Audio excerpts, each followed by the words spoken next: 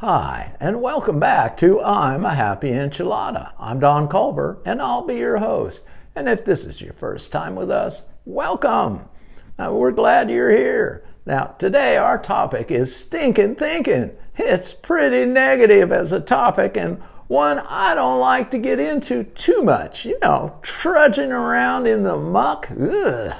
But we all have those down days or down periods, and matter of fact, we could probably turn Stinkin Thinkin into a whole series on its own with plenty to talk about. But for today, we'll touch on enough information to hopefully help someone get unstuck and get us all up to speed on Stinkin Thinkin. In my research, I found a ton of information. Now, if you're really struggling to get out of a deep hole of negativity, I would strongly suggest you get some professional help. I'm a big fan of therapy. So now, let's get started. So, Stinkin Thinkin can be used to refer to any kind of negativity. It's a widely used term in AA and 12-step groups. Blaming others, fault-finding, and self-centeredness are all a part of it. It's described as a way of thinking that makes you believe you will fail or that bad things will happen to you.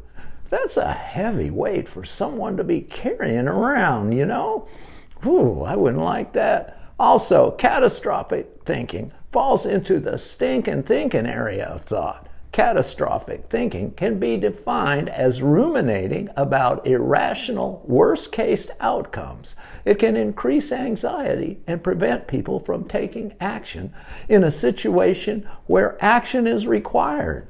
Of course, daydreaming about sad situations or imagining arguments playing out in your head doesn't necessarily mean you have a mood disorder, but it can be one of the many symptoms.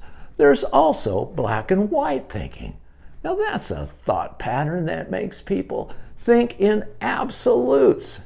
For example, you may think you are either always right or the world's biggest failure. It's often associated with anxiety and depression.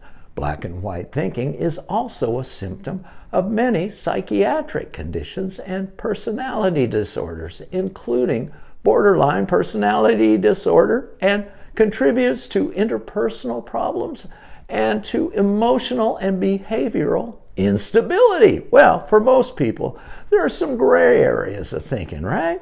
Now, meaning areas of thought where one might be more open to understanding another person's differing opinion. And there could be a chance for, some compromise and less need to always be right and unwavering, if you know what I mean. Now, okay, well, I think that's enough digging around into Stinkin Thinking for this episode, so let's look at some ways to combat the negativity and end this episode on a higher note and end up on the sunny side of the street, shall we? That's my favorite. So let's start with some ways you can combat Stinkin Thinking in your life. Surround yourself with positivity. The human mind does not start out with negative thinking as an innocent child. Recognize your thought patterns. Ooh, like that. Look at how you treat others. Start doing things that will improve how you think of yourself. And here's some ways to turn your mindset from negative to positive. Focus on the good things. Practice gratitude. Keep a gratitude journal. Open yourself up to humor. Spend time with positive people. Practice positive self-talk. Identify your areas of negativity. And if you want to think in black and white less, try these tips.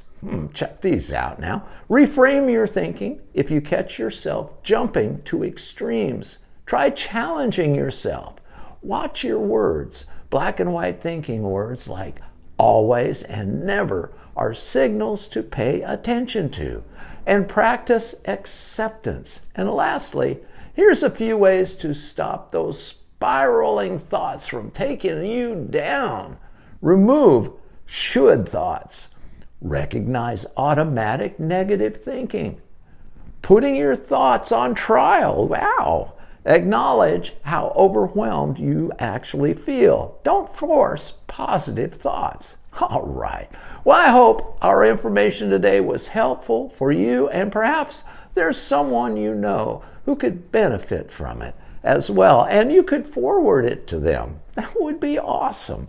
And if you want to go deeper into this stinking thinking area, shoot me an email at imahappyenchilada@outlook.com. That's one long word, imahappyenchilada@outlook.com. Well, that's all I've got. So until next time, God bless and be a happy enchilada. Bye.